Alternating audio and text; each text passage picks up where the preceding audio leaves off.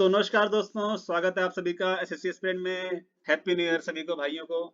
तो आज बात करेंगे कि मैं एज अ किस डिपार्टमेंट में काम कर रहा हूं। तो मैं एक सिलेक्टेड पर्सन हूं एसएससी एमटीएस 2019 बैच का, और मैं अंडर मिनिस्ट्री ऑफ फाइनेंस के डिपार्टमेंट में वर्क करता हूं।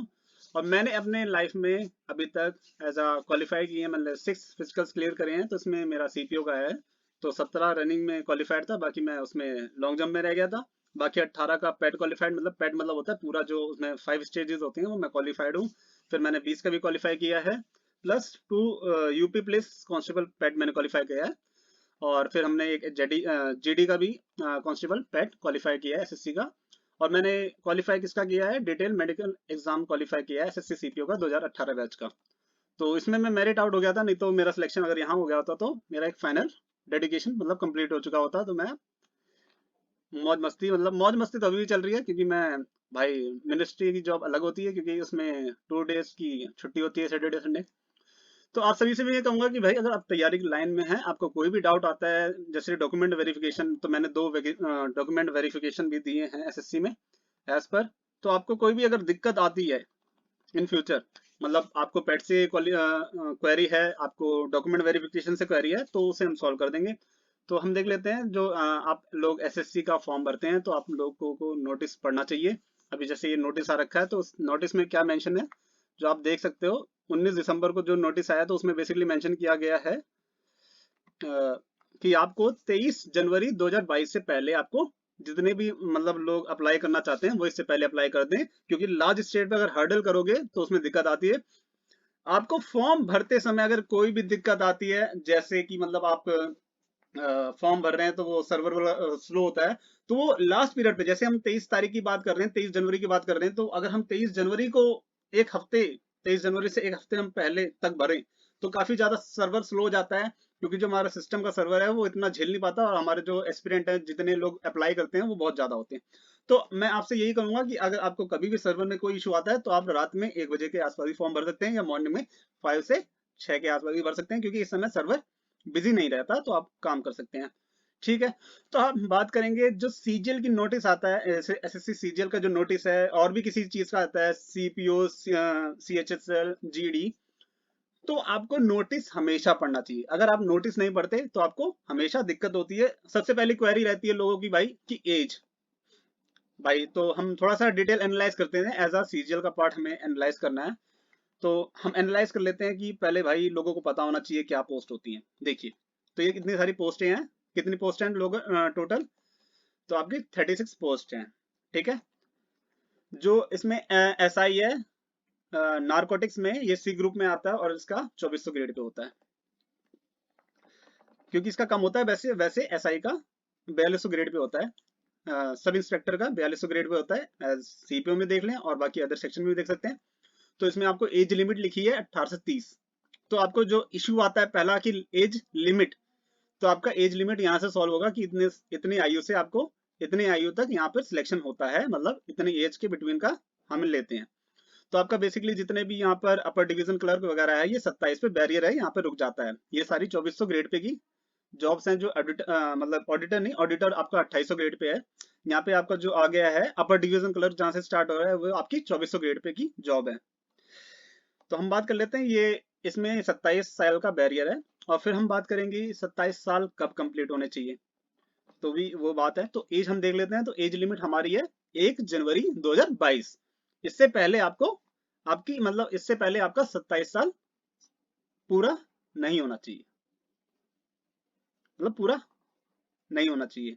अगर आपका इस डेट के बाद 27 साल पूरा हो रहा है, तो कोई दिक्कत नहीं। अगर इससे पहले आपका पूरा हो गया 27 तारीख, 27 साल, तो आप एलिजिबल नहीं होगे उस पोस्ट के लिए जिसमें 27 साल का बैरियर है।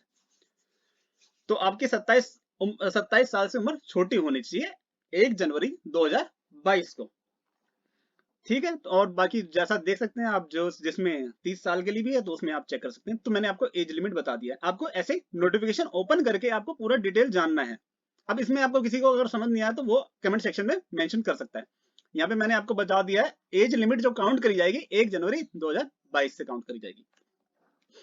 अब कई लोगों का इश्यू रहता है, तो भाई ये रिजर्वेशन है अलग अलग, जैसे होता है ST SC 5 ईयर, OBC को 3 ईयर रिजर्वेशन एक्स्ट्रा मिलता है। बाकी अलग अलग कैंडिडेट अपना रिजर्वेशन ले सकते हैं एज पर जो मेंशन है। ये पूरा नोटिफिकेशन होता है, आपको पढ़ना आना भी चाहिए, और आपको अगर नहीं समझ आता तो Ctrl+F डाल के, मतलब जैसे आप PC वगैरह यूज कर रहे हैं तो उसमें आप फाइंड कर सकते हैं कि आपको क्या चेक करना है। तो मैं बात कर लेता हूँ, हम आगे सर्टिफिकेट में, ठीक है। किसका? OBC EWS ST SC जितने भी सर्टिफिकेट है, आपको अगर कोई भी आपको क्या लेना है, रिजर्वेशन लेना है, तो आपको 23 जनवरी 2022 तक वो सर्टिफिकेट आपके पास होना चाहिए। अगर नहीं भी है तो हम बात कर लेते हैं किस किस का, OBC EWS का। अगर हम OBC की बात करें तो OBC का आपका 3 साल पहले जो नोटिफिकेशन आता है उससे 3 साल पहले और नोटिफिकेशन के 180 दिन बाद तक का वैलिड होता है। फिर AWS की बात कर लें तो सेशन क्या नाम है, ये वैलिड ईयर का होता है, जैसे 2021 से 22 वाला एप्लीकेबल है इस एग्जाम के लिए। तो आप सभी से अनुरोध है कि आप इससे पहले बनवा लें। वैसे तो रिजर्वेशन आपको मिल जाएगा, मगर थोड़ा हेक्टिक हो जाता है कभी कभार, भाई कोई डिपार्टमेंट एक्सेप्ट ना करे। वैसे तो मैंने OBC का आपको क्लियर मेंशन कर दिया, 180 बाद का तो है ही, और उससे पहले 3 साल। और EWS का तो वैलिड पीरियड, वैलिड ईयर देखा जाता है, तो आपका 21 से 22 का वैलिड ईयर है। तो हमने बात कर ली OBC, और जो भी सर्टिफिकेट इशू था वो भी हमने सॉल्व कर दिया है। तो हम बात कर लेते हैं, एक और चीज थी कि भाई मेरे पास जो डिग्री है वो कब की होनी चाहिए। तो एज पर मेंशन जो हमारे पास रिकॉर्ड है, यहाँ पर मेंशन है 23 जनवरी 2022। यहाँ तक आपके पास क्या क्या होना चाहिए, बैचलर डिग्री होनी चाहिए। और देखिए इसमें कई सारी जो पोस्ट हैं अलग अलग है, मगर आपको जो बैचलर डिग्री आपको मेन रहता है वो बैचलर डिग्री आपके पास होनी चाहिए। कब तक? 23 जनवरी 2022 में आप पहले से पास आउट हो जाने चाहिए। अगर आप इसके बाद पास आउट हो रहे हैं तो आपका चांसेस कम है। और कई लोग की क्वेरी रहती है कि हम पास आउट तो हो गए, मगर हमारा जो बैक का पेपर क्लियर हुआ है वो थोड़ा बाद में क्लियर हुआ है। उससे कोई फर्क नहीं पड़ेगा, आपका मेंशन होना चाहिए कि आपने क्लियर कब किया है, मतलब आपने पास आउट एज अ, आपके पास जो सर्टिफिकेट अगर आता है उसमें अगर डेट मेंशन होती है इसके पहले की तो आप एलिजिबल हैं, अगर उसके बाद की मेंशन है तो वो आप एलिजिबल नहीं है। मतलब आपका पासिंग का बेसिकली आपको पास होना पड़ेगा इस तारीख से पहले। तो ये जो क्वेरी रहती है छोटी छोटी सबकी क्वेरी रहती है, तो इस चीज को हमने सॉल्व किया है। तो इसमें मेंशन है, मतलब the candidate must possess essential qualification on और before the closing date of receipt of online application. जितने भी ऑनलाइन एप्लीकेशन भरे जाते हैं उनका बेसिकली जो आखिरी डेट होता है आपको वही मेंशन होता है कि मतलब उसके पहले आपके पास सारे डॉक्यूमेंट होने चाहिए। It is a necessary part. और दोस्तों आप मानना भी यही चाहिए कि आप जब एग्जाम भर रहे हैं तो आपके पास डॉक्यूमेंट होने चाहिए। अब आपके पास डॉक्यूमेंट नहीं है, आप उस चीज को ले नहीं सकते। अच्छा ठीक है।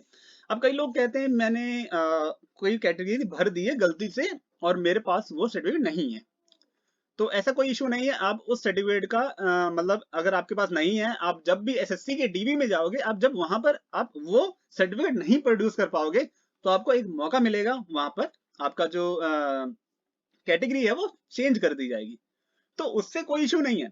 मगर हाँ, जब आप पोस्ट भरते हैं तो एटलीस्ट आपके पास सारी चीजें अवेलेबल होनी चाहिए जो आप एज अ डॉक्यूमेंट वेरिफिकेशन के टाइम पे प्रोड्यूस कर सकते हो।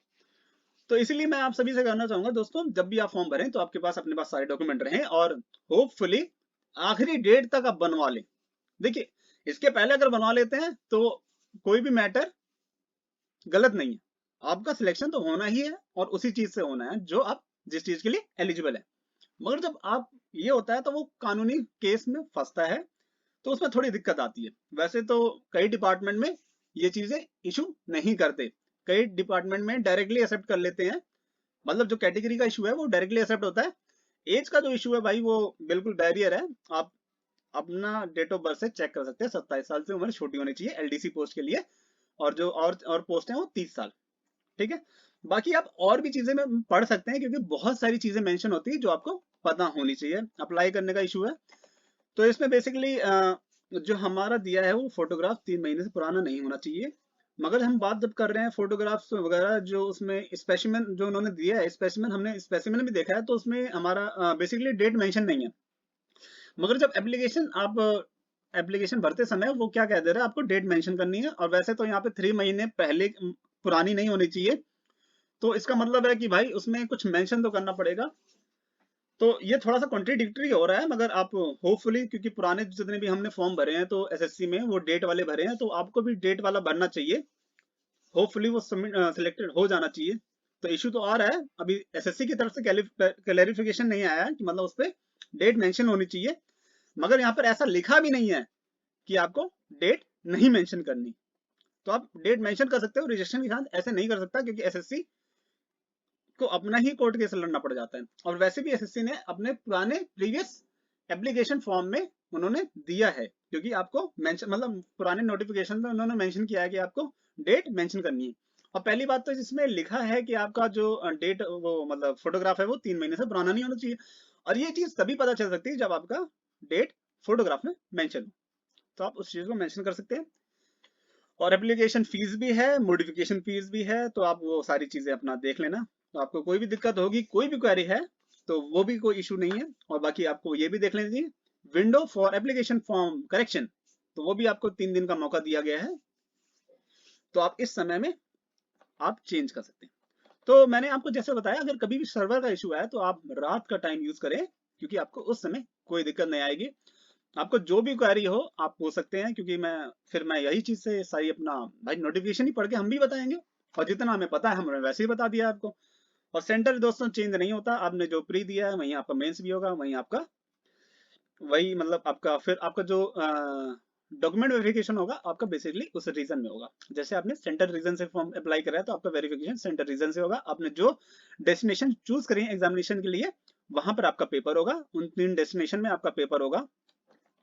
तो ये सारे इशू अगर किसी को भी हैं तो आप पूछ सकते हैं। वीडियो के साथ बने रहें। धन्यवाद आप सभी का दोस्तों।